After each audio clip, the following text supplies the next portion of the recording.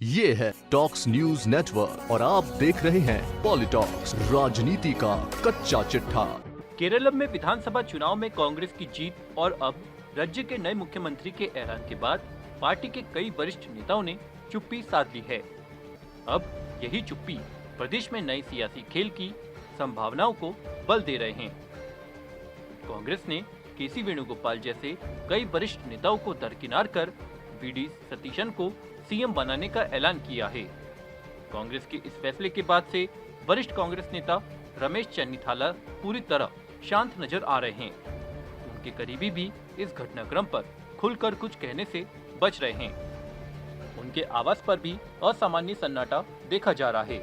यही चुप्पी आने वाले दिनों में किसी बड़े सियासी घटनाक्रम की संभावनाओं को भी हवा दे रही है। दरअसल लंबे राजनीतिक अनुभव और संगठन में मजबूत पकड़ के चलते चन्नीथला को मुख्यमंत्री पद का प्रबल दावेदार माना जा रहा था।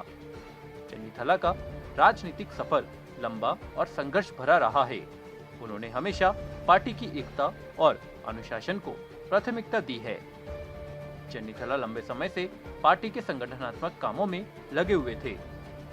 करुणाकरण के मंत्रिमंडल में महज 27 साल की उम्र में मंत्री बनकर उन्होंने साबित कर दिया था कि वो संगठन के सच्चे सिपाही है।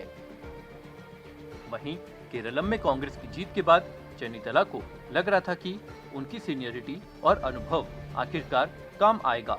अब नए सीएम की घोषणा के बाद न केवल 70 साल की उम्र में सीएम हाउस पहुंचने की रमेश चन्नीथला की उम्मीदों को गहरा आघात पहुंचा है, बल्कि उनकी संजोई उम्मीदें पूरी तरह से टूट गई है। हालांकि केरलम की सीएम पद की रेस में कांग्रेस महासचिव केसी वेणुगोपाल का नाम भी शामिल था, लेकिन कांग्रेस किसी तरह से उनकी नाराजगी को संभालने में कामयाब हो पाई है। मीडिया को दिए एक बयान में उन्होंने कहा कि पार्टी ने एक निर्णय लिया है और एक सच्चे कांग्रेसी के रूप में हम सभी पार्टी के इस निर्णय के साथ है।